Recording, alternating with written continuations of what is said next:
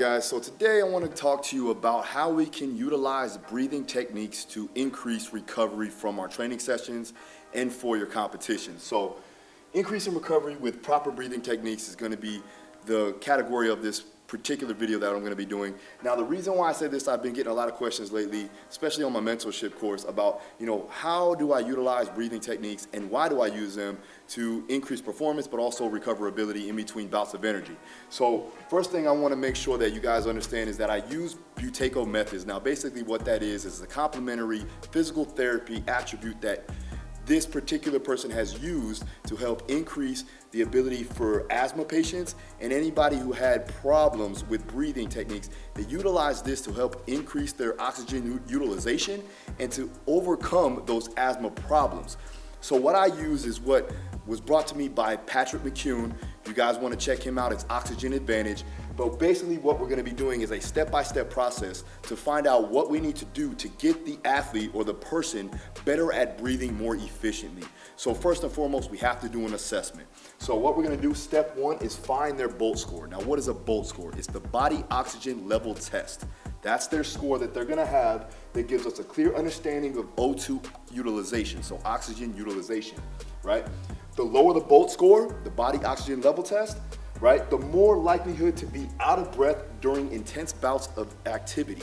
Now, when you're doing the BOLT score, you're basically going to take a normal breath in, take a normal breath out, pinch your nose, hold your breath, and then you're going to wait until that first sign of air hunger. And when that happens, usually in the beginning, if you have a poor BOLT score, it's usually lasting around 10 to 15 seconds. Anything less than that, then the athlete or the individual should not be doing any high intensity work at that particular time. They need to learn how to breathe more appropriately. Now, once they get into the 20s and 30s and ultimately up into the 40s is where we really want them to be. That's when we can start to utilize breath holds and other things that I'm going to talk about to increase the ability to take in and utilize oxygen so that they have better recoverability. All right. So, like I said, we get the BOLT score. Right, we find that out. Step two, we want to increase the BOLT score, whether it be low or high or whatever. A higher one, doesn't matter if it's 40 to 60, we can always get it better, right? So we're going to increase the BOLT score with small breath holds throughout the day. Now, how you're going to do that basically is, for me, I take throughout my day, whether I'm doing some work on the computer or I'm actually coaching, I'll take a normal breath in, a normal breath out, and I will hold my breath for about 10 seconds. I won't go to a maximal breath hold. I'm just gonna do it so that I can make sure that I'm not over breathing. And that's the main purpose behind the Buteyko method. And what Patrick always talks about is people breathe too frequently. You wanna try to get to a point where you're only breathing about 6 times per minute. Anything more than that, then you're actually breathing too much. And then your body's utilizing oxygen that it's not really efficient to do so. So what we want to do is we want to saturate the body with CO2, carbon dioxide, and I'm going to tell you the reason why. So we're going to increase CO2, right, and decrease oxygen. The goal is to saturate the body with that CO2 for positive adaptations towards air hunger. Basically meaning if we saturate the body with that CO2, it's going to give the better adaptive response to withstanding the ability to, or the want to breathe, all right? This is very important when you're out of breath, when you're training hard, when you're in those lactic threshold zones, and you're getting winded, right? Especially if they're a high intensity athlete, if they're a fighter, something like that, there's gonna be times in the fight or in the competition that you are going to reach a point of exhaustion, and you have to be able to withstand that stress of having to breathe more frequently. The slowing down of the breath is going to bring down the heart rate. It's going to bring up the ability to take in and utilize oxygen more efficiently, and that's going to give you the ability to produce ATP, bring down lactate, and make sure that you have the ability to produce that energy for the long duration of the competition or the training. All right. So again, thus allowing the body to stay calm during bouts of breathlessness, right? And again, that's going to aid in the recovery due to less overall stress. A cited study from Paleophysiology of Dyspnea, who evaluated breath holding testing, right? Studies from formicide treatment from Nashina T. They basically did a paper noted that the different breath hold tests gave useful feedback of breathlessness.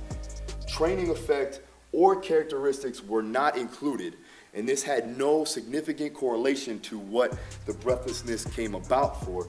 The main goal was to see, the calculations were more evaluated based off of the objective measure of the Bolt score. So they were able to see exactly how well they can take in oxygen and utilize it based off the Bolt score rather than characteristics of an elite athlete. I have plenty of athletes, plenty of top elite level athletes that have low Bolt scores. They're at the elite level, but again, their breathing isn't as efficient. So what ends up happening is that the oxygen doesn't get to the working tissue. The working tissue becomes lactate driven. There's a high hydrogen response to that. Then you start to get the lactic acid buildup, and then energy production is brought down. So the goal right there from that perspective is, one, we need to increase the breathing capabilities, and then from there we can increase their ability to produce power, energy for a long duration of the fight or the competition or the overall training. Step 3, right? We want to learn how to optimally breathe through the nose and the diaphragm. Now, I cannot stress this enough. Nasal breathing is going to be highly important, and also understanding how to breathe through the diaphragm 360 degrees through the lumbar spine, because that's going to help expand the rib cage. That's going to help you get more of that saturated air, that useful oxygen, and it's not stress driven, okay? So it increases the ability to maintain a homeostatic response to stress, all right? B, it drives saturated air to the lungs, right, more efficiently, as opposed to thoracic breathing or anything, or upper chest, upper cavity breathing, all right? It increases positive body posture and overall awareness, and I'm talking about cognitive awareness, all right? D, it improves lung volume and increases the nasal cavity, all right? And then lastly, it increases the NO, the nitric oxide, which reduces vasoconstriction, okay? When you're training, especially if you're taking a lot of caffeine, things like that, your vascular system can get constricted, the veins, the arteries, things like that. There's not a lot of blood flow going to the working tissue, so what ends up happening is that the body doesn't get the oxygen it needs to do energy producing movements, okay? So what we wanna do is we wanna make sure that we can eliminate that vasoconstriction by increasing the nitric oxide, and we do that through that proper diaphragmatic nasal breathing. All right, so now I'm gonna get into a protocol I like to use when you're going into those threshold zones. Let's say, for instance, a fighter sitting on the stool waiting for the next round. I like to do this type of style of breathing, and I would like to make sure that my athletes are doing this inside of camp, getting closer to the fight so that it's second nature to them. Let's do this. All right, guys, so picture your fighter or your athlete, right, is just getting off a high intensity bout of energy, whether it be a round in a fight, whether it be, a CrossFitter doing a WOD or finishing up a particular movement, or just a football player getting off the field, something along the lines of that. Now, they're gonna be out of breath slightly, right, especially if they're pushing the pace. So the first thing you need to do is make sure that you can tell them to bring down their heart rate and decrease the overall breathing. Now, I know a lot of guys and a lot of coaches may tell you to breathe in deep or give me deep breaths. That's not really the case. What you want to do is you want to breathe deep, but you also want to breathe as silent as possible, and you want to make sure that when you breathe, you're taking it in and you're blowing it out as efficiently, but you're not taking in too many breaths. Again, like I said, if you take in too much breath, that's going to increase that sympathetic response, and it's going to decrease the CO2, which again, what you don't want to do is get into that breathlessness state. So what we want to do is we want to take a normal breath in as much as we can. We want to blow it all out. We want to hold the breath out for a good 1 to 2 seconds, and then we want to try to catch our breath as efficiently and as smoothly as possible.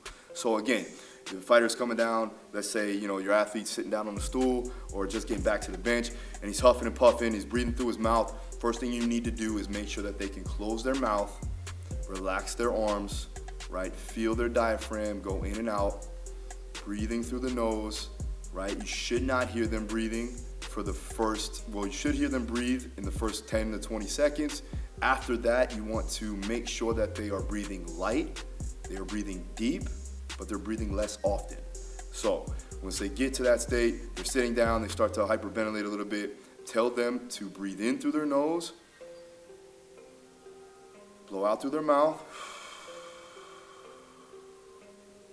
close their eyes, relax their body, relax their shoulders, hold the breath for 1 to 2 seconds, and then nasal breathe in for about 3 seconds.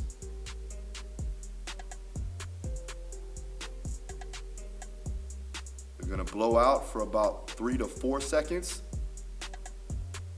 Hold the breath for 1 to 2 seconds. And then breathe in through their diaphragm, through their nose, again for another 3 to 4 seconds.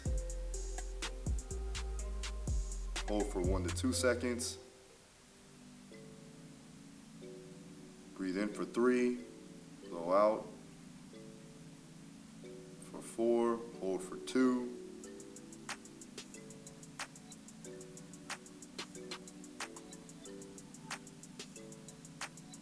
All right, guys, so after the minute's up, you should be able to see the athlete or yourself maintain that solid level of breathing pattern. You're not, over breathing. You're not, basically running out of breath at this particular time. The heart rate should be down about 30 to 40%. And also you should be able to carry on a conversation. You should be down in a 120 to 130 beats per minute at that particular time.